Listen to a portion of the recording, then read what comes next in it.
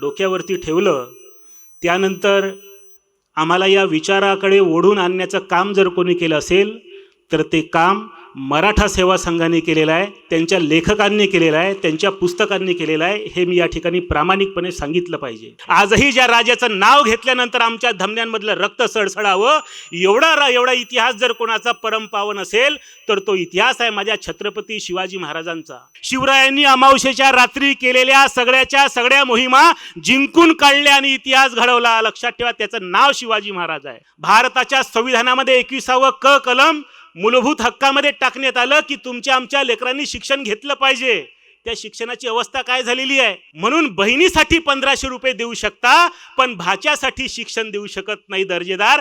याचं कारण काय? कारण की भाचा जर शिकला तर प्रश्न विचारेन, ज्यांना पडल्यानंतर पुन्हाहून उठून उभं होण्यासाठी दुसऱ्यांचा आधार शोधावा लागतो तो व्यक्ती आयुष्यात स्वतःच्या पायावर उभा राहू शकत नाही। हे परिवर्तन आम्ही जोपर्यंत स्वीकारणार नाही तोपर्यंत आम्हाला आमचं कल्याण, आमचे अच्छे दिन कोणीही आणू शकणार नाही। कर्मचाऱ्यांसाठी जर वेतन आयोग लागू होऊ शकतो तर शेतकऱ्यासाठी स्वामीनाथन आयोग का लागू होऊ शकत नाही याचा सुद्धा विचार आता तुम्हाला आम्हाला करण्याची गरज पडलेली आहे। की आमच्या संतांचं, संत कबीरांचं, संत तुकारामाचं, संत गाडगेबाबांचं, संत तुकडोजी महाराजांचं जे साहित्य आहे हे साहित्य खऱ्या अर्थानं वेद ठरते आहे। कारण की या साहित्यामध्ये तुमच्या आमच्या घरची वेदना आहे की अरे आग लावणाऱ्यांनो, तुम्ही धर्मामध्ये आग लावण्यापेक्षा, आमच्या समाज बांधवांमध्ये आग लावण्यापेक्षा तुम्हाला जर आग लावायची असेल, अरे आग त्यांच्या चुलीमध्ये लावा, ज्यांची चूल विझलेली आहे त्या गरिबांच्या चुलीत आग लावा रे। आमच्या भावांमध्ये आग का लावता?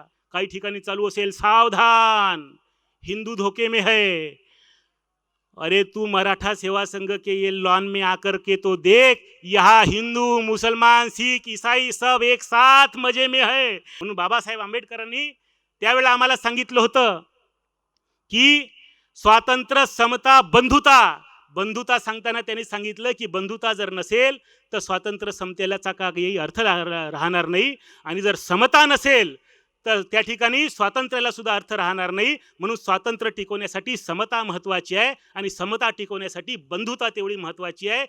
मराठा सेवा संघांच्या या अधिकृत व्यासपीठावरून किंवा विचारपीठावरून आपण म्हटलं पाहिजे, विचारपीठावरून बोलत असताना मी एक गोष्ट, सन्माननीय अध्यक्ष साहेब आता या ठिकाणी बोलून गेले, मेहकरे साहेब, त्यामुळे मी सांगितली पाहिजे की राष्ट्रसंत तुकडोजी महाराजांनी भगवान बुद्धांचं भगवचीवर जेव्हा आमच्या डोक्यावरती ठेवलं त्यानंतर आम्हाला या विचाराकडे ओढून आणण्याचं काम जर कोणी केलं असेल तर ते काम मराठा सेवा संघाने केलेलं आहे, त्यांच्या लेखकांनी केलेलं आहे, त्यांच्या पुस्तकांनी केलेलं आहे, हे मी या ठिकाणी प्रामाणिकपणे सांगितलं पाहिजे। खरं म्हणजे समाजाला प्रबोधनाची गरज नेहमीच होती, परंतु समाजाचं प्रबोधन कोणतं करावं याची दृष्टी मात्र प्रबोधनकारांकडे नव्हती। सांगणाऱ्यांनी काय सांगावं आणि ऐकणाऱ्यांनी काय ऐकावं याचं एक संबंध असतो आणि तो संबंध जर व्यवस्थित नसला तर बऱ्याच अंशी घोळ होताना आपल्याला दिसतो। म्हणजे ऐकणाऱ्यांचे डोके जर सुपीक असतील तर बोलणाऱ्यांनी काय बोलावं आणि बोलणाऱ्यांनी काय बोलावं हे जर बोलणाऱ्याला समजत नसेल तर त्याच्या बोलण्यालाही काही अर्थ राहत नाही। कारण मी एका ठिकाणी पाहिलं, मेहकरे साहेब, हजारो लाखो लोक त्या ठिकाणी त्यांच्या प्रवचनाला बसलेले आहे आणि ते समाजाचं प्रबोधन करतात आहे की एक शूर्पणखा होती, ते म्हणे समुद्रामध्ये जर उभी केली तर पाणी समुद्राचं तिच्या कमरेपर्यंत येत होतं। तिचा भाऊ होता म्हणे कुंभकर्ण, तो जर झोपला तर 6 महिने झोपला। बरं झोपला तर झोपला, त्याच्या नाकामध्ये हत्ती घोडे उंट गेले। बरं गेले तर गेले, ते म्हणे चरून बाहेर आले। बरं यांच्या संघटनेचा अध्यक्ष होता मिस्टर रावण, त्याला तोंड किती ताई? 10 तोंडाचं लेकरू जन्माला आलं। मावशी मला सांगा, रावणाच्या माईची डिलिव्हरी खरंच नॉर्मल झाली असेल का जी? बरं नॉर्मल झाली नसेल तर त्यावेळेला सीजरची व्यवस्था होती का? हाही विचार आता करण्याची वेळ आलेली आहे। मग आता तुकाराम महाराज सांगतात की नका दंथ कथा येथे सांगू कोणी, कोरडे ते मनी बोल कोण, अनुभव येथे व्हावा शिष्टाचार। म्हणून वामनदादा कर्डक म्हणतात की आता आमच्या ओठावरचं गीत बदललं पाहिजे। वामनदादा सांगतात की आता गीत कोणाचं गायचं आहे आम्हाला? अरे 14 वर्षाचा वनवास प्रभू श्रीरामाचा, रामगीता तयार झाली. 12 वर्षाचा वनवास पांडवांचा, भागवत गीता तयार झाली. राष्ट्रसंत तुकडोजी महाराज नावाचा महात्मा म्हणतोय की आमच्या गावकऱ्यांचा वनवास जन्माचा आहे, मरेपर्यंत शिदोरी घेतली की ते जंगलात जाते. आमचा वनवास जन्म भरायचा आहे, म्हणून आता लिहायचं झालं तर गावकऱ्यांसाठी ग्रामगीता लिहिली पाहिजे. हा विचार राष्ट्रसंतांनी दिलेला आहे. आणि अलीकडच्या काळामध्ये आता पुन्हा गाणं आम्हाला गायचं आहे. ते वामनदादा कर्डक सांगतात की अरे माणसा इथे मी तुझे गीत गावे, अरे माणसा इथे मी तुझे गीत गावे, असे गीत गावे की ज्यात तुझे हित व्हावे, ज्यात तुझे हित व्हावे. माणसांचं हित करणारं गीत आता आम्हाला गायचं आहे. मग हे गीत गायलंय का कोणी अलीकडच्या काळामध्ये? हे गीत गायलंय का कोणी अलीकडच्या काळामध्ये? जर आम्ही म्हटलं तर आमच्या समोर शब्द उभे राहतात की राजे किती आले गेले, त्यांचे कायदे नष्ट झाले, सत्तेचे दरबार उजाडले, पण राज्य चाले छत्रपती शिवाजी महाराजांचे. आजही ज्या राजाचं नाव घेतल्यानंतर आमच्या धमन्यांमधलं रक्त सळसळावं, एवढा इतिहास जर कोणाचा परमपावन असेल तर तो इतिहास आहे माझ्या छत्रपती शिवाजी महाराजांचा. पण गेली अनेक वर्ष, 300-350 वर्ष हा इतिहास आम्ही विकृत होताना पाहिला. तो इतिहास आम्ही आमच्या डोळ्यासमोर विकृत होताना पाहिला, आमच्या राजाची प्रतिमा खराब होताना पाहिला. परंतु कुठलाही लेखक त्या ठिकाणी लिहायला तयार नव्हता, कुठलाही वक्ता त्या ठिकाणी बोलायला तयार नव्हता. अशा काळामध्ये एक संघटना उभी राहते आणि ती संघटना बोलणाऱ्या माणसाला बळ देते, लिहिणाऱ्या माणसाला बळ देते. त्या संघटनेचं नाव जर काही असेल तर त्या संघटनेचं नाव आहे मराठा सेवा संघ आणि संभाजी ब्रिगेड त्या संघटनेचं नाव आहे. हे या ठिकाणी आवर्जून आम्ही उल्लेखित केलं पाहिजे. खरं म्हणजे शिवबा जन्माला येत असतात, पण छत्रपती शिवाजी महाराज हे घडवावे लागतात. आणि मग जन्मास आल्यापासून घडवण्यापर्यंतचे मधलं युद्ध असतं, ते युद्ध आपल्याला पेलता आलं पाहिजे. कारण की लेकरं जन्मास घालणे यात पुरुषार्थ नाही आहे. आम्ही किती लेकरं जन्माला घातले यात अजिबात पुरुषार्थ नाही आहे. तर आम्ही जन्माला घातलेलं लेकरू त्याला संस्कार देऊन राष्ट्रहिताचं व्यक्तिमत्व घडवावं, याला खऱ्या अर्थानं महत्व आहे. ते आम्ही लक्षात घेतलं पाहिजे. ते काम जिजामातेनं केलेलं आहे हे आम्हाला समजलं पाहिजे. एका माझ्या मित्राच्या घरी मी गेलो होतो. पेढे वाटणं चाललेलं आहे. माझ्याही हातामध्ये पेढा आला. मी पेढा घेतला. त्याला विचारला हा आनंद कशाचा आहे? सगळ्यांच्या चेहऱ्यावरती आनंद होता. मी विचारला हा आनंद कशाचा आहे? त्यांनी सांगितलं आम्हाला मूल झालं. आता मुलगा झाला म्हटल्यानंतर साहेब आनंद आहे. मुलगी असती तर गोष्ट वेगळी आहे, बाप जिलेबी घेऊन येते, काम भागवून टाकते. पण मुलगा म्हटल्यानंतर कुडाचा दीपक, त्या दीपकानं जर कूड पेटवलं घराचं तरी चालते, पण कुडाचा मुलगा झाला, पेढे वाटणं चाललेलं आहे, आनंद आहे. मी दवाखान्यामध्ये गेलो, त्या पोराला पाहिलं, पोरगं त्या ठिकाणी पाडण्यामध्ये टाकलेलं आहे, त्याची आई बेडवरती आहे. त्या पोराकडे जरा पाहत असताना, त्याच्या भाषेमध्ये बोलत असताना लगेच त्याची आजी आली त्या ठिकाणी. आजी त्या बाळाकडे पाहून म्हणायला लागली, दादा याचं नाक पाहिलं म्हणे? म्हटलं हो. याचं नाक म्हणे माझ्यासारखं दिसते. त्याचे आजोबा आले, याचा चेहरा म्हणे माझ्यासारखा दिसतो. त्याचे वडील आले, दादा याचे डोळे माझ्यासारखे दिसते. त्याची आई पडल्या म्हणायला लागली, याचा चेहराच पूर्ण माझ्यासारखा दिसते. आणि सगळ्यामध्ये आनंद चालू होता, सगळ्या गोष्टी बरोबर होत्या.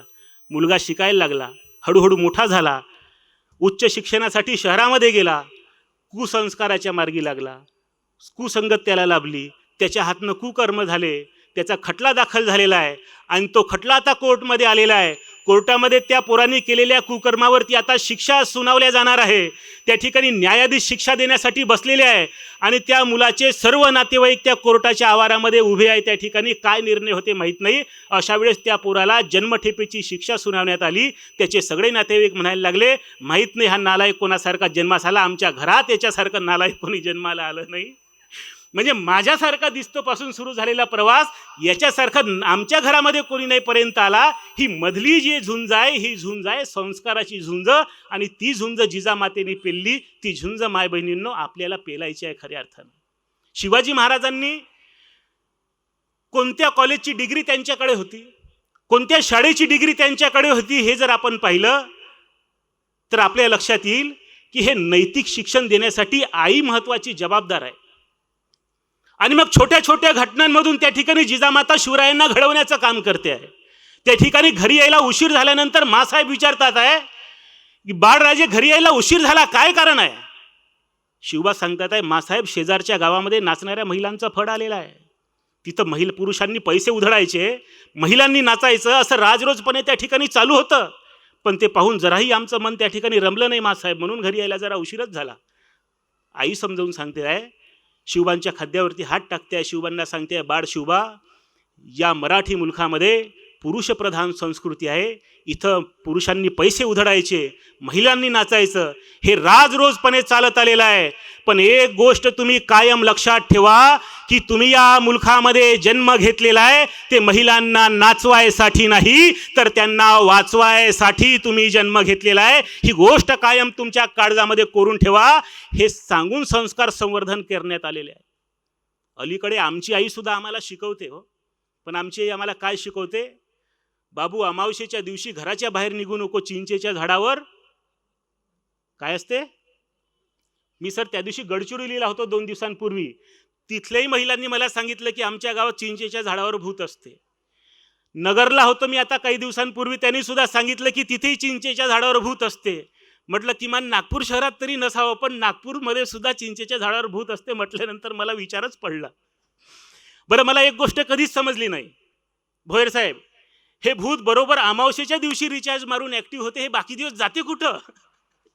याचा काही पताच लागत नाही. बरं, हे चिंचेच्याच झाडावर आहे. हे आंब्याचं सीझन आलं म्हणजे आंब्याच्या झाडावर जात नाही, हे पपईच्या झाडावर जात नाही, हे कोणत्याही झाडावर जात नाही, हे चिंचेच्याच झाडावर राहते. काय शिकवलं आम्ही आमच्या पोरांना? आणि हे शिकवून शिकवून आमची पिढी आम्ही काय तयार केली, त्याच्या डोक्यात ते चिंचेच्या झाडावरचं भूत राहून जाते. आणि मोठा झाल्यानंतर सुद्धा याला जर लगवी लागली तर बायकोला उठवते, चाल बरं सोबत अंगणात चिंचेचं झाड आहे म्हणते. म्हणजे अशी भेकाड औलाद जर आम्ही जन्मास घालत असू तर त्याचा काय उपयोग होणार आहे? याच अमावस्येच्या दिवशीचं महत्त्व जिजामाता नावाची माय तिच्या लेकराला सांगताना सांगते आहे की बाळ शिवबा, मुठभर मावडे आहेत तुमच्याकडे, आणि मग हजारो मोगल मातीत घालायचे आहे. मग दिवसाच्या उजेडामध्ये मोहिमा आखाल तर धरले जाल, मारले जाल, पकडले जाल. शिवबा लक्षात ठेवा, मुठभर मावडे हातात घेऊन हजारो सैतान जर मातीत घालायचे असतील तर रात्रीच्या अंधाराचा फायदा घ्या. आणि अंधारी रात्र ही अमावस्येची रात्र असते. शिवरायांनी अमावस्येच्या रात्री केलेल्या सगळ्या मोहिमा जिंकून काढल्या आणि इतिहास घडवला. लक्षात ठेवा, त्याचं नाव शिवाजी महाराज आहे. आलं का नाही लक्षात? हे आम्हाला समजलं पाहिजे की आम्ही संस्काराचं संवर्धन नेमकं कसं करतो. अलीकडे तर आणखी धोक्यात आलो. आम्हाला असं वाटायला लागलं की शाळा म्हणजे अशी काही मशिनरी आहे की शाळेमध्ये इकडनं आमचे पोरं टाकून द्या सगळे, आणि तिकडून सगळे तानाजी, पंताजी, संताजी, शिवाजी, संभाजी सगळे बाहेर पडतील. असं काही नाही आहे. हल्ली शाळेची व्यवस्था, मी चांगल्या पद्धतीने खेड्यापाड्यामध्ये फिरणारा माणूस आहो, सातत्याने महिन्याचे 25 दिवस महिन्याचे फिरणारा मी माणूस आहो. खेड्यापाड्यामध्ये देशमुख साहेब, मी शिक्षणाची व्यवस्था पाहिली. जिल्हा परिषद शाळेची व्यवस्था 20 पेक्षा पटसंख्या कमी झाली वंदनाताई, की जिल्हा परिषदेची शाळा बंद. आमच्या ज्योतिराव फुलेंनी, माता सावित्रीबाई फुलेंनी ज्या शिक्षण व्यवस्थेसाठी संघर्ष केला, भारताच्या संविधानामध्ये 21वा क कलम मूलभूत हक्कामध्ये टाकण्यात आलं की तुमच्या आमच्या लेकरांनी शिक्षण घेतलं पाहिजे. त्या शिक्षणाची अवस्था काय झालेली आहे? पटसंख्या कमी झाली की शाळा बंद. बरं, ज्या ठिकाणी शाळा चालू आहे तिथली अवस्था मी त्या दिवशी पाहिली. वर्ग 4, खोल्या 4, मास्तर 2, शिकवण कोण?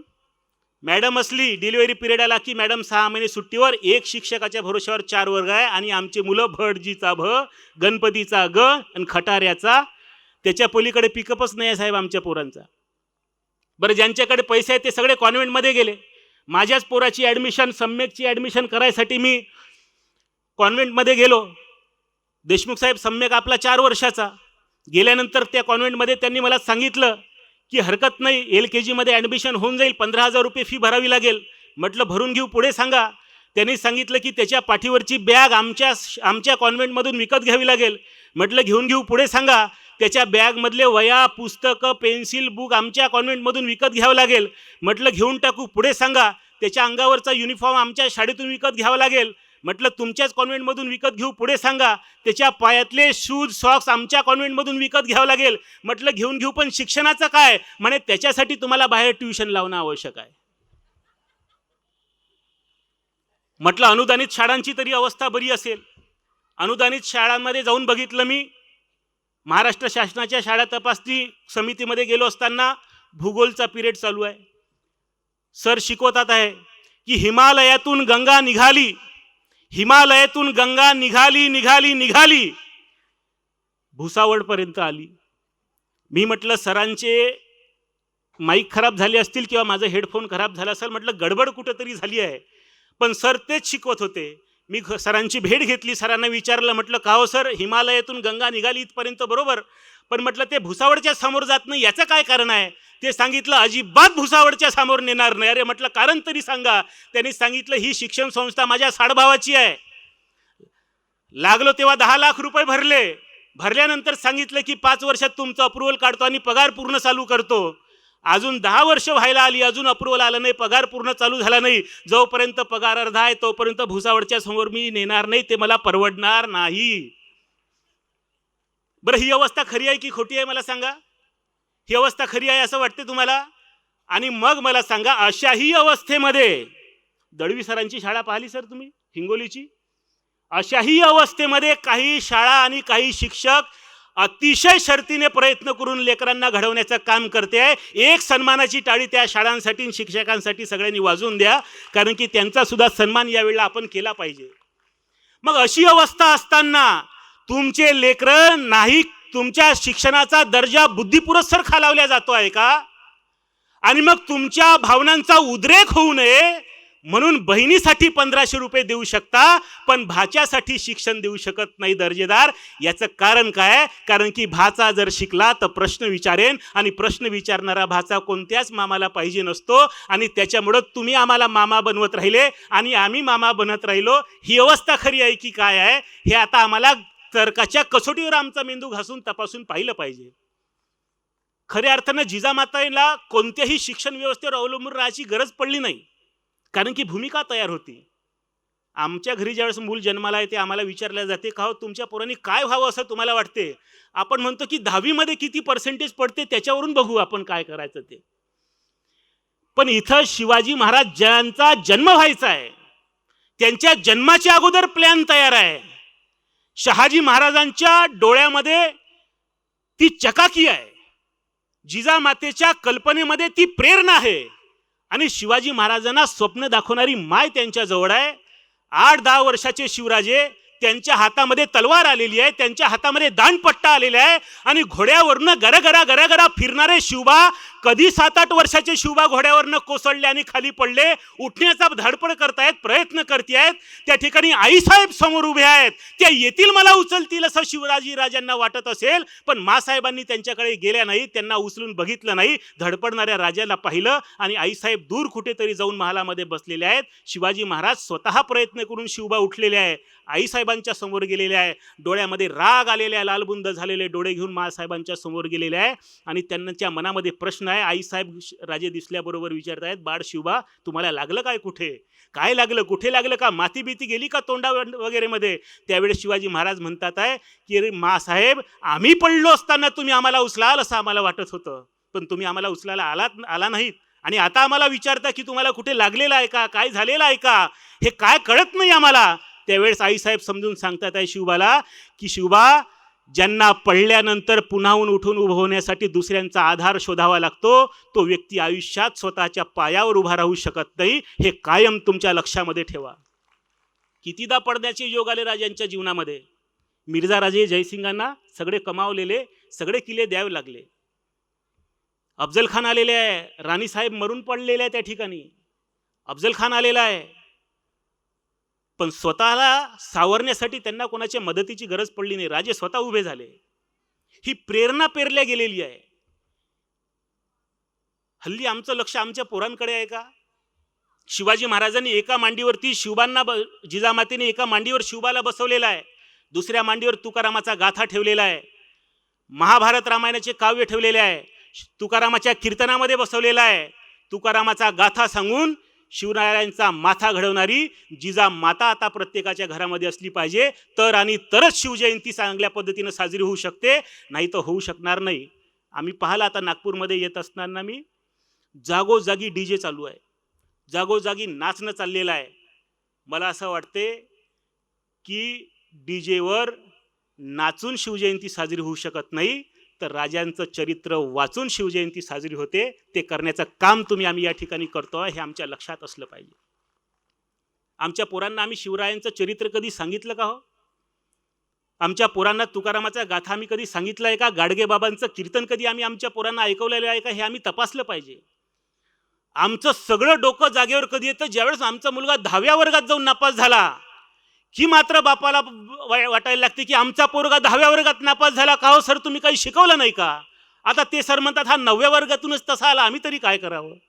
मग 9व्या वर्गाच्या सरांना विचारावं का हो तुम्ही काही शिकवलं नाही का? हा 10वीत जाऊन नापास झाला ना. तो म्हणते हा प्रायमरीमधूनच तसा आला होता, आम्ही तरी काय करावं? मग 4थ्या वर्गाच्या सरांना विचारलं का हो तुम्ही काही शिकवलं नाही का? हा 10वीत जाऊन नापास झाला ना. ते म्हणते हे 1ल्या वर्गातूनच तसा आला होता, आम्ही तरी काय करावं? 1ल्या वर्गातल्या सरांना विचारावं का हो तुम्ही काही शिकवलं नाही का? हे 10व्या वर्गात जाऊन नापास झाला ना. ते म्हणते हे अंगणवाडीतूनच तसा आला होता, आम्ही तरी काय करावं? बरं अंगणवाडीच्या ताईची भेट घेतली का हो तुम्ही काही शिकवलं नाही का? हा 10व्या वर्गात जाऊन नापास झाला ना. ते म्हणते हे तुमच्या घरातूनच तसा आला होता, आम्ही तरी काय करावं? आता घरातून आल्या म्हटल्यानंतर त्याच्या आईची भेट घेणं आली. लाडकी बहीण म्हणणं बोलणं अजिबात जमत नाही. आता मी काही तुमच्या भरोश्यावर खातो का? माझा भाऊ 1500 पाठवते. हो म्हणान तर बॅग तयार आहे. तरी बाप हिम्मत करून गेला का ग म्हणे तू याला काहीच शिकवलं नाही का? हा 10वीत जाऊन नापास झाला ना. ते बाई म्हणते अरे तू हा जन्मालेच तसा आला, तुम्ही तसे, तुमचा बाप तसा, हाही तसा जन्माले आला. मला माहित आहे मी तुमच्या घरामध्ये कसे दिवस काढत आहो. म्हणजे जबाबदारी कोणाचीच नाही. बरं महिला मंडळींचं एक वाक्य पेट आहे.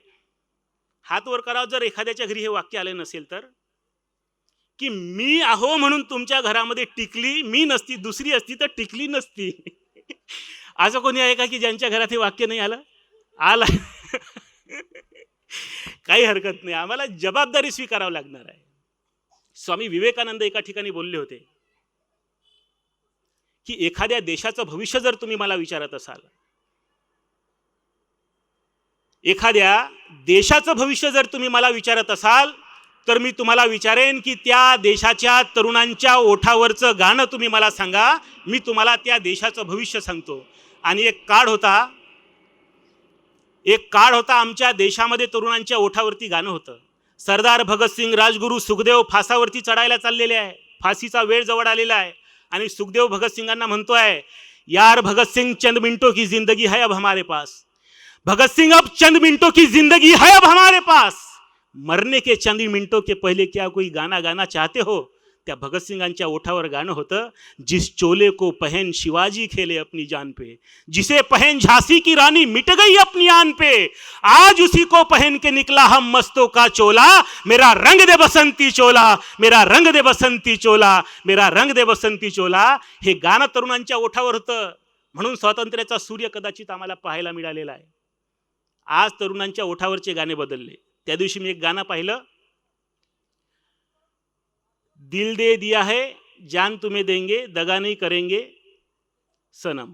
हे गाण्यावर सर भोसले साहेब, भोयर साहेब, मी विचार केला या गाण्यावर PhD करण्यासारखंच गाणं आहे. बरं दिल म्हणजे काय होते? हृदय. जान म्हणजे जीव. आता या माणसाने दिलही दिला, जानही दिली, आता काय आलुशिलाच्या कामाचं आहे का? दुसरं गाणं एवढं खतरनाक मी ऐकलं, जेव्हा बघतेस तू माझ्याकडं मला. तुमचा अभ्यास नाही का या गोष्टीचा? तो म्हणजे मला आमदार झाला, आता आमदार कसा आमदार होईल? मागे 2 बहिणी आल्या होत्या, शीला आणि मुन्नी. त्या शीला आणि मुन्नीने एवढा कहर केला, मै शीला की जवानी तेरे हात नहीं आने वाली. तरुणांच्या प्रत्येकाच्या ओठावरती ते गाणं आलं साहेब. एवढूसं 6 वर्षाचं जर पोरग असेल ना आपल्या घरी तरी शीला आई पॅन्ट सोडते, टॉयलेटमध्ये नेऊन बसवते. तिकडून आला की शीला आईच्या काही लक्षात येत नाही. बाप म्हणते त्याला हागवण लागली असेल, आई म्हणते पण हा करत काहीच नाही, बाहेरचं काही खाल्लं नाही. लेकरू पुढचं गे टाकते मै शीला की जवानी मै तेरे हात नाही आने वाली. तेव्हा त्याच्या बापाच्या लक्षात येते की याला हगवण कोणत्या शिलानी लावली, आणि शिलानी लावलेली हगवण मुन्नीच्या झेंडूबामने बसणार नाही आहे. तुम्हाला आम्हाला आता लक्षात घेतलं पाहिजे की जो इतिहास वाचल्यानंतर आजही तरुणांच्या धमन्यांमधलं रक्त सळसळतं, तो इतिहास त्यांच्यापर्यंत पोहोचवला पाहिजे. मग इथले तरुण पोरं म्हणतील की आम्ही मावळे भगव्याचे आमचा गनिमी डाव, अरे पोलादी छातावरती झेलले आम्ही फितुरांचे गाव, अरे विसरता कसे छत्रपती शिवाजी महाराज आहे आमच्या बापाचे नाव. हे आम्हाला विसरता येत नाही, हे चरित्र त्यांच्यापर्यंत पोहोचवावं लागणार आहे. हे गाणं आमच्या स्वराज्याच्यासाठी ज्यावेळेला मोहिमा आखल्या जात होत्या त्यावेळेला एक एक मावळा कसा समोर यायचा, कसा मरायला तयार व्हायचा. सन्माननीय मेहकर साहेबांनी काही गोष्टींना या ठिकाणी उल्लेख केलेला आहे. शिवाकाशीत तुम्हाला माहीत असेल, शिवाकाशीत म्हणाला, महाराज मी पालखीतनं बसतो, माझी दाढी तुमच्यासारखी, माझी हाईट तुमच्यासारखी, माझा बांधा तुमच्यासारखा, मी पालखीत बसतो आणि मी जातो त्या सिद्धीजोरला शरण. मी सांगतो त्याला की मी शिवाजी तुला शरण आलो आणि मी गेलो की इथला वेळा पातळ होईल, मग तुम्हाला पन्हाळ्यावरून निघता येईल. शिवाजी महाराज म्हणाले, माझ्यासाठी तुझा जीव धोक्यात कशाला? जीव धोक्यात घालून शिवाकाशीत मरायला चालला. तो काही मराठा नव्हता, तो मराठा होता म्हणून नाही गेला, शिवाजी महाराजांच्या जातीचा होता म्हणून नाही गेला. पण ज्यावेळेला तो गेला आहे त्या ठिकाणी, गेल्यानंतर सिद्धीजोरनी त्याला पाहिलं आणि त्याला वाटलं की शिवाजी आता आपण पकडलेला आहे. त्याला आनंद झाला. शब्बे रात का जश्न होना चाहिए. अरे शिवाजी शिवाजी जिसे कहते हैं, आज वो पहाड़ी चूहा मेरी चंगुल में है. शब्बे रात का जश्न होना चाहिए. अब शिवाजी हमारे चंगुल में है. त्याला आणल्यानंतर तिथं बांधल्यानंतर एक त्याचा सहकारी असा म्हणतो, माफ करना हुजूर, बहुतों को लगा था कि शिवाजी हमारे चंगुल में है, लेकिन शिवाजी किसी को कोई पकड़ नहीं पाया. पहले पता तो कर लो क्या यही शिवाजी है. कौन पहचानेगा इसको? सिद्धीजोर म्हणतो, क्या किसी ने शिवाजी को बहुत करीब से देखा है कि यहां पर आकर के वो पहचान सकता है? तो आओ यहां पे और पहचानो, क्या यही शिवाजी है. माफ करना हुजूर, लेकिन आज तक शिवाजी को जिसने करीब से देखा वो जिंदा लौट के वापस नहीं आया. उसको करीब से देखने वाला कोई नहीं है हमारे पास. त्यावेळेला एक जण सांगतो की कोई फाजल खान है, फाजल खान को बुला लाओ. अफजल खान का कत्ल हुआ था तो फाजल खान उसके साथ में था, उसने जरूर करीब से देखा होगा. तो ज्यावेळेला त्याला पाहतो, हाँ हाँ यही तो शिवाजी लगता है, यही तो शिवाजी है, शिवाजी ही है, जरा करीब से देखो. हाँ हाँ शिवाजी है, और करीब से देखो. मुझे तो लगता है यही शिवाजी है, लगता नहीं, करीब से देखो. जिरेटोप काढल्यावर जोरात ओरडायला लागला, दगा हो गया हुजूर, दगा हो गया, ये तो शिवाजी हो ही नहीं सकता. त्याच्या जवळ गेल्यानंतर हा जाऊन विचारतोय, तू शिवाजी नाही है? तो म्हणतो नाही. अरे शिवाजी राजांचं दर्शन घ्यायसाठी अनेक जन्माचं पुण्य कमवावं लागतं. तुझ्यासारख्या नालायकाला या जन्मात शिवाजी राजांचं दर्शन होणार नाही. त्याच्या गर्दनीवर तलवार ठेवलेली आहे आणि त्याला म्हटलं जाय, अब पता है तुझे तेरे साथ क्या होने वाला है. त्याच्या मनामध्ये प्रश्न है, ये मर्राठे इनके राजा के लिए मरने के लिए इतने तैयार क्यों रहते हैं. त्यावेळेस तो म्हणतोय, अरे शिवाजी शिवाजी म्हणून त्यांची एक छबी पाहण्यासाठी आम्ही बेताब असायचो. अरे शिवा काशीद म्हणून जन्माला आलोय, पण शिवाजी महाराज म्हणून मरण्याचं भाग्य लाभते आहे. हे काही कमी आहे का आमच्यासाठी? आणि हसत हसत शिवा काशीद मरायला टेकलेला आहे. त्या ठिकाणी का बलिदान करावं वाटलं असेल? घोडखिंडीतनं लढत असताना बाजीप्रभूंना का बलिदान करावं लागलं असेल?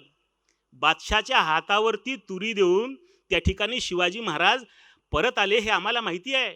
परंतु खोटा शिवाजी बनून त्या ठिकाणी झोपलेले, त्यांचा सेवक बनून त्यांचे पाय चेपत बसलेले मदारी मेहतरचं काय झालं असावं?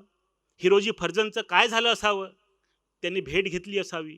भेट घेताना राजांच्याही डोळ्यात पाणी आलेलं असावं की तुम्हा सगळ्या सवंगड्यांना सोडून जाताना काही बरं वाटत नाही. त्यावेळेस त्यांनी सुद्धा सांगितलं असेल, राज अहो तुम्ही जा, आम्हाला हे बलिदानाचं सौभाग्य द्या म्हटलं असावं. शिवाजी महाराजांच्याही मनामध्ये प्रश्न आहे, अरे का तुम्ही लोक मरण्यासाठी सतत तयार असता? ही मरण्याची स्पर्धा का करतोय आपण? कोणी सांगेल का मला? त्यावेळेला हिरोजी फर्जंद म्हणला असेल, त्यावेळेला मदारी मेहतर म्हणला असेल, अहो राजा आमच्या आया बहिणींची अब्रू आमच्या डोळ्या देखत लुटल्या गेली, आम्ही काही करू शकलो नाही. आमच्या शेतामधलं पीक आमच्या समोर नेस्तनाबूत झालेलं आहे, आम्ही काही करू शकलो नाही. आमच्या शेतातल्या पिकांचं रक्षण करून राजे तुम्ही आमचे पोशिंदे झालेले आहात, म्हणून आमच्यासारखे लाख मेले तरी चालतील, पण लाखांचा एक पोशिंदा माझा राजा मात्र जगला पाहिजे, ही भावना आता आमच्यामध्ये आहे आणि त्याच्यासाठी आम्ही हे बलिदान केलं पाहिजे. काय भावना निर्माण केली असेल? काय काळ असेल तो इतिहासाचा. कधी कधी असं वाटतं की या इतिहासामध्ये शिरल्यानंतर त्यातून कधी बाहेरच निघू नये. आज आमच्या राज्यकर्त्यांमध्ये एका तरी राज्यकर्त्यांविषयी अशी भावना निर्माण झालेली आहे का हो कोणाबद्दल तरी, की एखादा आमचा राज्यकर्ता, आमचा भाऊ राजकारणी, ज्यांच्या भाऊच्या झेंडे घेऊन आम्ही मिरवतो, त्यांच्यासाठी मरायला त्यांचे कार्यकर्ते तयार असल्याचे उदाहरण दिसते का हो कधी? दिसत नाही. कारण की आमचे भाऊ पण तसेच आहे. यांचं फक्त व्हॉट्सअप फेसबुकवर चॅटिंग चालू आहे, लढायाच्या लढाया चालू आहे, मोहिमाच्या मोहिमा चालू आहे, पण फक्त व्हॉट्सअपवर चालू आहे. अशाच एका राज्यकर्त्यांनी, आमच्या प्रतिनिधींनी अथक परिश्रमातनं गावामध्ये स्मशानभूमीचं बांधकाम केलं. बांधकाम होऊन स्मशानभूमी चकाचक तयार झालेली आहे.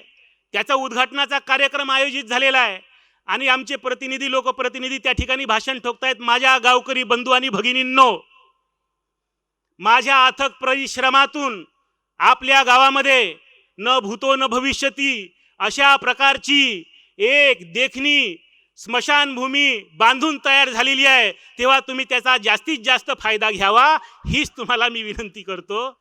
सांगा यांच्याबद्दल काय भावना निर्माण व्हावी आमची. बरे, या कार्यकर्त्यांना दारू पाजणारे कोण? यांना विविध व्यसनांची सवड देणारे कोण? यांची तरुणाई चुकीच्या मार्गाने नेणारे, या तरुणाईला चुकीची दिशा दाखवणारे, यांना भरकटवणारे कोण? ज्या तरुणांच्या ओठाला दारूचा थेंब कधी लागलेला नव्हता, त्या पोराला दारू पिण्याची सवय जर कधी लागत असेल तर ते बरोबर इलेक्शनच्या पहिल्या रात्री लागते. बरं, तो काही एका पक्षाची पित नाही. याची पिऊ की त्याची पिऊ, फुकट आहे आज. याची पिऊ की त्याची पिऊ, इलेक्शन झाल्यावर विचार पडते आता कोणाची पिऊ. मग घरातलं सामान विकू विकू दारू पिऊन आमची पिढी बर्बाद व्हायला लागली आहे. लक्षात ठेवा. मिलिटरीची भरती चाललेली आहे आणि एक पठ्ठा गेला दारू पिणारा असाच त्या ठिकाणी मिलिटरीची भरती पाहायसाठी. भरती चालू आहे, तो आला. साहेबांनी त्याला विचारलं, हड्डी पैलवान दारू पिऊन पिऊन वाया गेलेला, का रे म्हणे तू कशासाठी आला, तुला लांब उडी येते का? तो म्हणे अजिबात नाही. तुला उंच उडी येते का? बिलकुल नाही.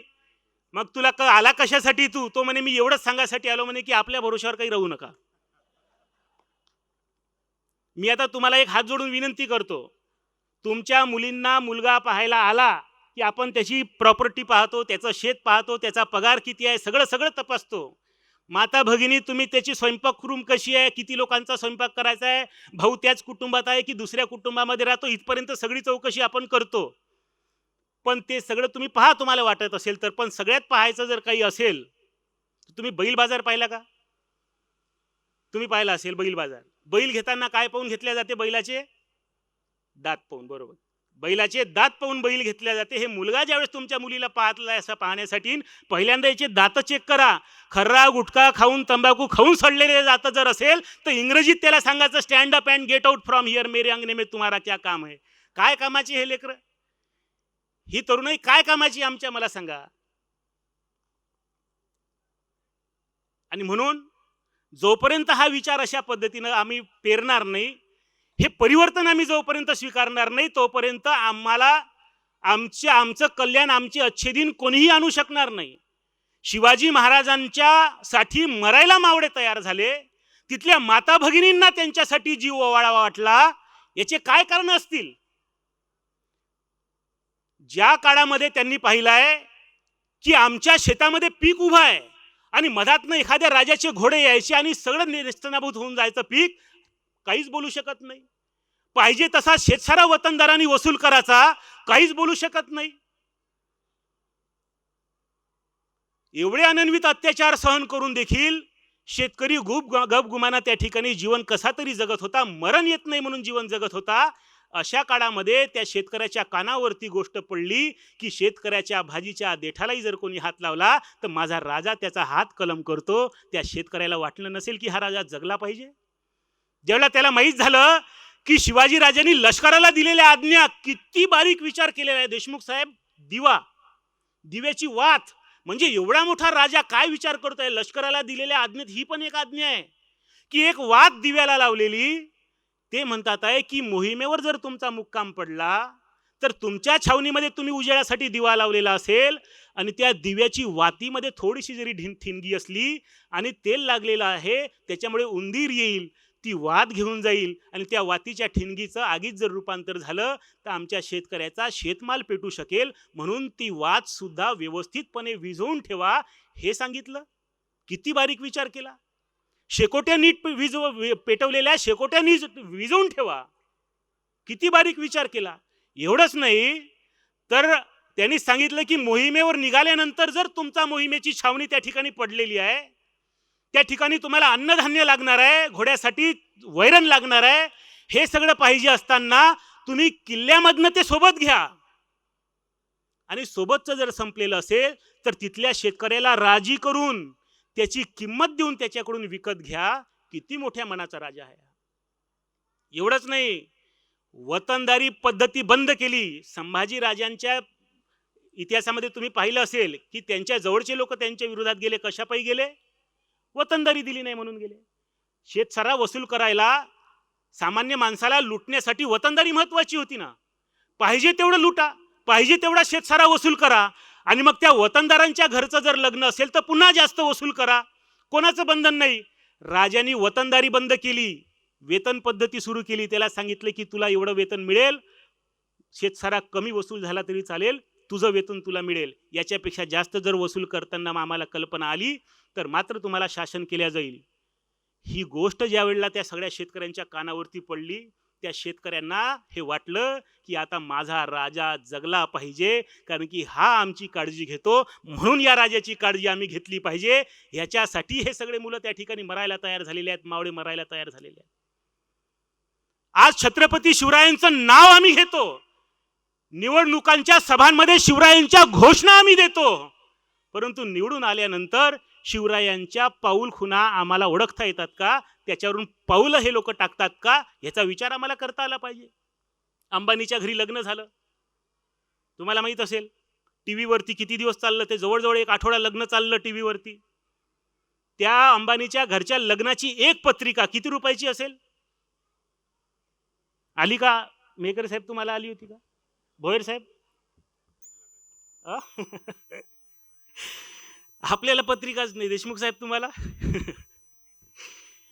मी असं ऐकलं की त्याच्या लग्नाच्या एका पत्रिकेचा खर्च किमान 1.5 लाख रुपये होता. किमान 1.5 लाख रुपये एका लग्नाच्या पत्रिकेचा खर्च होता.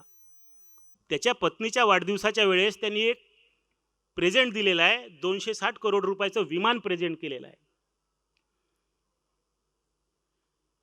किती श्रीमंत लोकांचा देश. जस्टिन बिबरनी नाचायचे किती पैसे घेतले, अख्ख्या गावाचं लग्न होऊन जाते तेवढ्या पैशामध्ये.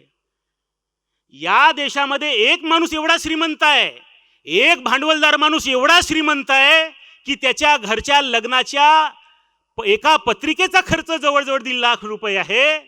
आणि त्याच देशातल्या आर्थिक विषमतेचं दुसरं टोक असं आहे की सातत्याने येणारी नापिकी पाहून, शेतकरी विरोधी धोरण पाहून जो सरपंच राहिलेला आहे, जो कीर्तनकार असणारा साहेबराव करपे नावाचा माणूस आहे, तो जेवणाच्या डब्यामध्ये विष कालवतो आणि कुटुंबासहित पवनारच्या आश्रममध्ये जाऊन आत्महत्या करतो कुटुंबासहित. ही आर्थिक विषमतेची दरी तुमच्या आमच्या लक्षात आली पाहिजे. राष्ट्रसंत तुकडोजी महाराज याच्यावरती लिहिताना म्हणत होते की एकाच्या महालात फुलता ती बागा, दुसऱ्यास धड नाही राहण्यास जागा, तो अन्नासाठी फिरतो नागवा.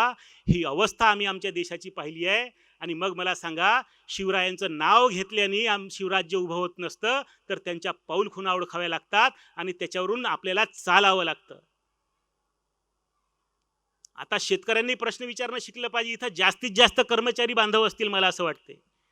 कर्मचारी बांधवांसाठी ज्या ज्या वेळेला महागाई वाढली, वेतन आयोग लागू होतो, हरकत नाही, आमचेच बांधव सगळे शेतकऱ्यांचेच बांधव.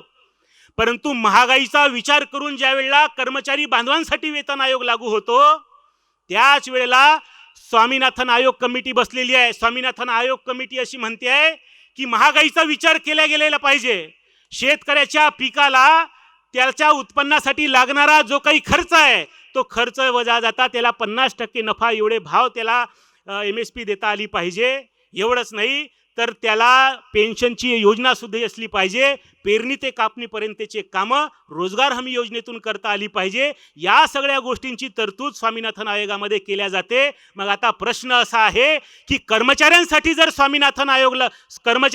जर वेतन आयोग लागू होऊ शकतो, तर शेतकऱ्यासाठी स्वामीनाथन आयोग का लागू होऊ शकत नाही, याचा सुद्धा विचार आता तुम्हाला आम्हाला करण्याची गरज पडलेली आहे. कारण की शेतकऱ्यांच्या पराठीचा एक धागा, शेतकऱ्यांनी विचारलं पाहिजे की माझ्या पराठीचा एक धागा तुझ्या अंगावरच्या खादीत आहे रे, आणि तरी कसं माझं नाव दारिद्र्य रेषेच्या यादीत आहे रे. हा प्रश्न आता आम्हाला विचारता आला पाहिजे. किती गरिबीचे दिवस काढले. बरं, आमच्या तरुण पोरांना प्रत्येक पिक्चरमध्ये अंगावरची बन्यान काढून फेकणारा सलमान खान त्याला आदर्श वाटायला लागला, पण अंगावरची बन्यान फाटेपर्यंत शेतात राबणारा त्याचा शेतकरी बाप त्याला कधी आदर्श वाटत नाही. हे शोकांतिका आहे, लक्षात ठेवा. 6 बॉलामध्ये 6 छक्के मारणारा युवराज सिंग त्याला आदर्श वाटतो, चांगली गोष्ट आहे. परंतु वयाच्या 23व्या वर्षी फासावर चढणारा भगतसिंग सुद्धा आमच्या पोरांना आमचा आदर्श वाटला पाहिजे, हे तेवढंच महत्वाचं आहे. आमच्या बापानं गरिबीत दिवस काढले. 1 रुपयाचं ब्लेड तो कधी सलूनमध्ये गेला नाही आमचा शेतकरी बाप. 1 रुपयाचं ब्लेड जर त्यानं घरी आणलं साहेब, तर तो 1 रुपयाच्या ब्लेडमध्ये अमरावतीपासून नागपूरपर्यंत, पुन्हा नागपूरपासून अमरावतीपर्यंत सगळं त्यानं साफ केलं. त्याच्यानंतर राहिलं असतं कामठी आणि कणान त्याच ब्लेडनी साफ केलं. तो ब्लेडही शपथ घेत होता की चुकून तुमच्या घरी आलो, आता नाही येणार. आणि ज्यावेळेस आमचे पोरं फॅशनच्या आणि वेशनच्या एवढे आहारी गेलेले आहे, आमचा मुलगा जर तिथं पार्लरमध्ये जाऊन बसला, 200, 250, 300, 500 रुपयापर्यंतच्या खाली त्याचं बिल येत नाही ताई. म्हणजे तो अमरावतीपासून नागपूरपर्यंत साफ केल्यानंतर कारंजाचा टोल तसाच राहते त्याचा. ते समजतच नाही त्याचं काय कारण आहे. बरं, इकडचं सगळं सोयाबीन सावंगलं, इकडचं सगळं उडीद सावंगल्यानंतर मधातली तूर तशीच राहते तयार. शेती विकते बापाची, गाडी घेते अपाची, याच्या खोप्यात असं वाटतं एखादी जर चिमणी गेली ना, तर 2-3 पिलेन 4-5 अंडे दिल्याशिवाय बाहेरच नाही निघत. कुठं चालली आमची तरुणाई, कुठं चाललो आम्ही. मी म्हणतो, अरे आम्हाला ऐश्वर्या राय दिसते झोपेत स्वप्नामध्ये, आम्हाला दीपिका पादुकोण दिसायला लागली, पण आमचा कवी मित्र हेमंत राऊत मोठा सुंदर लिहितोय की रे कुणाला डोळे झाकताच रंभा वसुंधरा दिसते, कुणाला डोळे झाकताच ऐश्वर्या दीपिका पादुकोण दिसते, मी डोळे झाकताच मला माझी राबणारी माय दिसते, माझी राबणारी माय दिसते. आपली माय त्याला त्याच्यामध्ये दिसली पाहिजे, आपला शेतकरी कष्ट करणारा बाप त्याला त्याच्यामध्ये दिसला पाहिजे. अरे कोणी छाती ठोकून सांगत असेल की माझा बाप मोठा जहागीरदार आहे, माझा बाप आमदार आहे, माझा बाप खासदार आहे म्हणून सांगत असेल, तर शेतकऱ्याच्या पोरा तू सुद्धा छाती ठोकून सांग की तुझा बाप आमदार असेल, तुझा बाप खासदार असेल, तुझा बाप मोठा जहागीरदार असेल, तर माझाही बाप इमानदार आहे. तू सुद्धा छाती ठोकून सांगितलं पाहिजे. ही पिढी आता आम्हाला निर्माण करावी लागणार आहे. हल्ली आमच्या पोरांनी शिवजयंती साजरी करायची म्हणून शिवाजी महाराजांसारखी दाढी ठेवायची, हातामध्ये गाडी घ्यायची, गाडीच्या मागून लिहायचं बघतोस काय रागानं, ओव्हरटेक केलं वाघानं, आणि दुसऱ्याची पोरगी पाहिल्यानंतर एक बार आजान झलक दिखला जा म्हणणारी औलाद जर असेल, तर आता आम्हाला वेळीच सावधान झालं पाहिजे. अरे त्या राजांनी महिलांचा सन्मान केलेला आहे, तो राजा का महत्वाचा आहे. आता साहेबांनी सांगितलं, सावित्रीबाई देसाई, ज्यावेळेला राजांना ही घटना कळली की सखुजी गायकवाडांनी त्यांच्यावरती अत्याचार केलेला आहे, राजाच्या हातामध्ये हार असेल ना त्यांच्या स्वागतासाठी, एका हातामध्ये हार असेल. अरे सखुजी राजांनी खिंड लढवली, 27 दिवस युद्ध केलं आणि गायकवाडांनी फत्ते केली, हातामध्ये त्यांच्या हार असेल. आणि त्यांना ज्यावेळेस बातमी कळली की सखुजी राजांनी गायकवाडांनी हे कुकर्म केलेलं आहे, राजांचा हाताचा हार गळून पडला असेल. राजे म्हणाले असेल, अरे राजा म्हणून आता आम्ही हे युद्ध जिंकलेलो असलो तरी माणूस म्हणून मात्र आम्ही हे युद्ध हरलेलो आहे. ही भावना माझ्या राजाची झालेली आहे. डोळे फोडून त्याच किल्ल्यामध्ये त्याला कायम आजीवन कारावासामध्ये ठेवलं आणि त्याच सावित्रीबाईच्या पोराला दूध भाताची व्यवस्था केली, अधिक मुलूक जोडून दिला.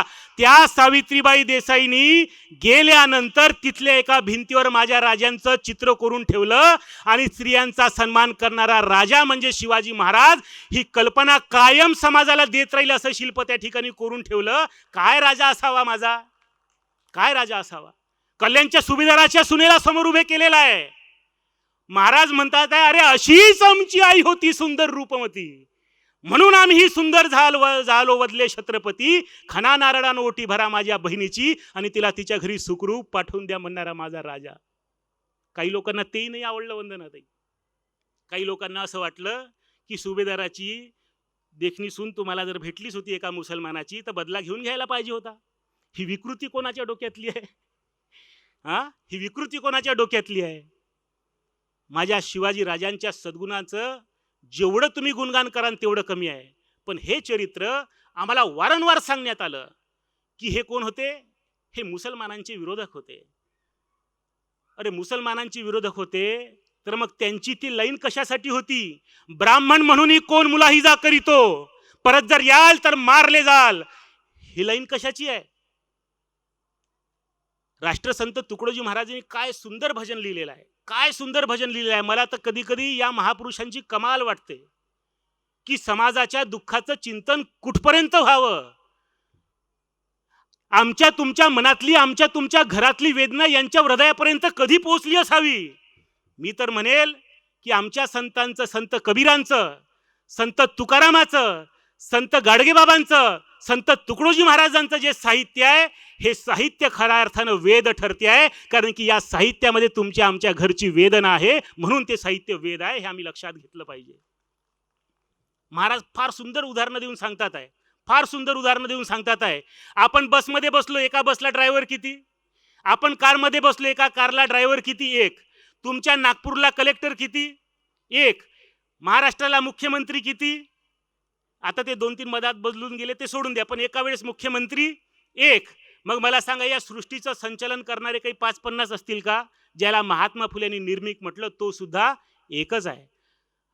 उपनिषदामध्ये सांगितलंय, प्रातस्मरामि हृदि संस्फुरदात्मतत्वम सच्चित सुखम परमहंस गतिं तुर्यम यत् स्वप्न जागर शिशुप्तमवैत नित्यम तद्ब्रह्मनिष्कलमहम नच भूत संगा. म्हणजे प्रातस्मयी माझ्या मनामध्ये स्फुरण पावणाऱ्या, जगाचं संचालन करणाऱ्या त्या एका शक्तीला माझी प्रार्थना आहे असं म्हणतो. त्याच्यानंतर एक ओंकार सत्तनाम करता पुरुष निर्भव निर्वैर, म्हणजे एक ओंकार सृष्टीचं संचालन करणारा एक त्यांनी मान्य केलेला आहे. O God forgive them, they don't know what will they do. जसे आम्ही आमच्या अपराधात क्षमा केले असे तू आमच्या अपराधात क्षमा कर, असं सांगणारे ख्रिश्चन बांधव सुद्धा आकाशातील एका बापाला मानतात ज्यांनी या सृष्टीचं संचालन केलेलं आहे. आमचे मुस्लिम बांधव प्रार्थना करतात, आऊज बिल्लाहि मिन शैतानिर रजीम बिस्मिल्लाहिर रहमानिर रहीम अल्हम्दुलिल्लाहि व रब्बिल आलमीन अर्रहमानिर रहीम मालिक यौमिद्दीन इय्याका नअबुदु व इय्याका नस्तईन. हे सगळं वाचल्यानंतर आमच्या लक्षात येते, आलम म्हणजे जग, आलमीन म्हणजे जगाचा जो रब्बिल आलमीन आहे, जो जगाचा रब आहे, जो जगाचं संचालन करतोय, त्याला आमची प्रार्थना आहे. मग सगळ्यांची प्रार्थना जर एकाच माणसाला आहे, एकाच शक्तीला आहे, जगाचं संचालन करणाऱ्या एकाच तत्वाला, त्या एकाच निर्मिकाला आमची प्रार्थना आहे. म्हणून राष्ट्रसंत तुकडोजी महाराज लिहितात आहे की हर देश में तू, हर भेष में तू, तेरे नाम अनेक तू एक ही है. मला सांगा, हिंदूंचा देव वेगळा आणि मुसलमानांचा जर देव वेगळा असता तर आमच्या ख्वाजा नरुल अमीन साहेबांच्या अल्लाने पाठवलेला पाऊस रवी मानवच्या शेतात कधी पडलाच नसता. रवी मानवच्या देवानी पाठवलेली ऊन ख्वाजा साहेबांच्या शेतात कधी पडलीच नसती. आम्ही भांडत राहिलो, आम्हाला काही लोक भांडवत राहिले, आम्ही भांडत राहिलो, आम्ही आमची डोके कधीच चालवले नाही. आणि हे डोके चालवण्यासाठी, हे डोके चालले पाहिजे म्हणून समाजाचं सिंचन व्हावं, प्रबोधनाचं सिंचन समाजामध्ये व्हावं, हे काम संभाजी ब्रिगेड आणि मराठा सेवा संघ या चळवळीने केलेले आहे. एक जोरदार सन्मानाची टाळी पुन्हा या सगळ्या लोकांसाठी झाली पाहिजे. व्हॉट्सॲपवरती त्या दिवशी मी एक मेसेज वाचला, आज रमजानचा पहिला दिवस आहे, रोजा ठेवलेला एक मुस्लिम बांधव ॲटो घेऊन चाललेला आहे. चालत असताना त्यांनी त्या ठिकाणी पाहिलेलं आहे की एक माणूस ॲक्सिडेंट झाला आहे, 2 व्हीलर त्याची पडलेली आहे, तो खाली पडलेला आहे, त्याला उचललेला आहे. त्यांनी ॲटोमध्ये घेतलं, त्यांनी दवाखान्यामध्ये नेलं. दवाखान्यात नेल्यानंतर डॉक्टर म्हणतोय, अरे याला रक्त द्यावं लागणार आहे, याला जर रक्त मी दिलं नाही तर हा जगू शकणार नाही, याला रक्त कोण देईल, कोणतं रक्त पाहिजे, बी पॉझिटिव्ह पाहिजे. तो ऑटोवाला उठून उभा होतो, अरे मी रक्त देतो त्याला, मी त्याचा जीव वाचवतो. डॉक्टर म्हणतो नाव सांगा, त्याचं नाव लिहिल्याबरोबर डॉक्टर म्हणतो की तुम्ही आता रक्त देऊ शकत नाही. तो म्हणतो का? अरे तुम्ही मुस्लिम आहात, तुमचं रक्त कसं चालेल? का चालणार नाही? अरे तुम्ही मुस्लिम आहे म्हणजे तुमचे रोजे चालू आहे, आणि रोजे चालू असल्यानंतर उपाशी माणूस रक्त तरी कसं देणार आहे? तो मुस्लिम बांधव त्या ठिकाणी रोजा सोडतो, रक्तदान करतो, आणि तो सांगतो मेरा अल्लाह भी समझ लेगा की इसके बड़ी तेरी कोई इबादत नहीं हो सकती, मेरा खुदा भी समझ लेगा. हे कधी समजणार आम्ही? अरे त्याचं रक्त आम्हाला चालते, मग आमचं नातं रक्ताचं झालं. त्याचं रक्त जर आम्हाला चालते तर आमचं नातं रक्ताचं झालं. आणि म्हणून आपल्या लक्षात आलं पाहिजे की अरे आग लावणाऱ्यांनो, तुम्ही धर्मामध्ये आग लावण्यापेक्षा, आमच्या समाज बांधवांमध्ये आग लावण्यापेक्षा तुम्हाला जर आग लावायची असेल, अरे आग त्यांच्या चुलीमध्ये लावा, ज्यांची चूल विझलेली आहे त्या गरिबांच्या चुलीत आग लावा रे. आमच्या भावांमध्ये आग का लावता? कोणी म्हणत असेल आज शिवजयंती आहे, अनेक ठिकाणी तुम्ही नागपूरमध्येच जाऊन पहा, तुमच्या तिथं भाषणं चालू आहे, सावधान इस्लाम खतरे में है. काही ठिकाणी चालू असेल सावधान हिंदू धोखे में है. अरे तू मराठा सेवा संघ के ये लॉन में आकर के तो देख, यहाँ हिंदू मुसलमान सिख ईसाई सब एक साथ मजे में है, कोई झगड़ा नहीं है, कोई कुछ नहीं है, सब एक साथ मजे में है. अरे किती दिवस आता आम्ही भांडणार आहोत? ही लढाई आता आम्हाला ओळखायची आहे. म्हणून बाबासाहेब आंबेडकरांनी त्यावेळेला आम्हाला सांगितलं होतं की स्वातंत्र्य, समता, बंधुता. बंधुता सांगताना त्यांनी सांगितलं की बंधुता जर नसेल तर स्वातंत्र्य समतेलाचा काही अर्थ राहणार नाही, आणि जर समता नसेल तर त्या ठिकाणी स्वातंत्र्याला सुद्धा अर्थ राहणार नाही. म्हणून स्वातंत्र्य टिकवण्यासाठी समता महत्त्वाची आहे, आणि समता टिकवण्यासाठी बंधुता तेवढी महत्त्वाची आहे. ह्याचा विचार आम्ही या ठिकाणून घेऊन गेलो पाहिजे. हा विचार समोर नेत असताना आपण या ठिकाणी वैचारिक चळवळ चालवतोय.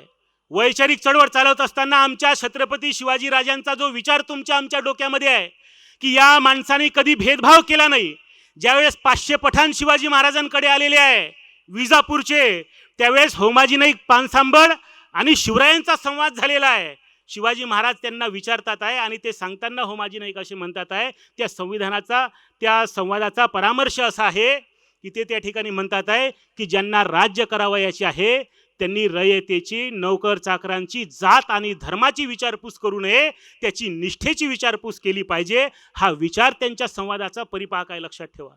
आणि म्हणून या ठिकाणी जे आम्ही या ठिकाणी बसलेलो आहे, आपण विचाराचे वारस आहोत. विचाराचे वारस असताना पहिल्यांदा आमच्यामध्ये जर काही भेदभाव असेल तर हा भेदभाव आता बाजूला निघालेला पाहिजे. दूध आणि पाण्याचं उदाहरण मी नेहमी सांगत असतो की दूध आणि पाण्याची मैत्री कशी आहे. गावामध्ये विविध जाती जमातीचे माणसं असतील, ते कसे गुण्यागोविंदाने सोबत राहिलेले आहे, त्यांना कशा घेऊन जायचं आहे आम्हाला संघटन म्हणून चालवत असताना, की ज्यावेळेला दुधाने पाहिलं पाणी दुधामध्ये मिक्स होते आहे, आणि दूध पाण्याकडे पाहून म्हणते अरे पाण्या कुठे चाललंय? ते म्हणते तुमच्यामध्ये आलो. ते दूध म्हणते तुम्ही कुठं आले? पाणी म्हणते आम्ही तुमच्यामध्ये आलो. दूध म्हणते तुमच्यामध्ये आलो.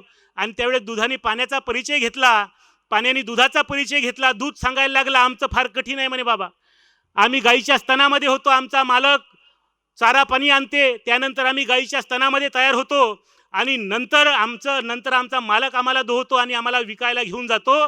आमचा भाव समाजामध्ये 50 रुपये लिटर आहे. ते पाहून पाण्याच्या डोळ्यात पाणी येते. पाणी विचार करायला लागते, अरे तुमचा भाव 50 रुपये लिटर, तुम्ही गाईच्या स्तनामध्ये असता. दुधाने विचारलं का हो तुम्ही कुठं असता?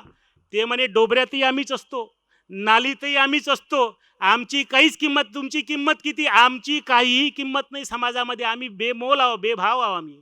त्यावेळेला दुधाच्या मनामध्ये विचार आला, आपल्याच सारखा दिसणारा माणूस वर्णानं थोडासा सावळा असला म्हणजे काय झालं?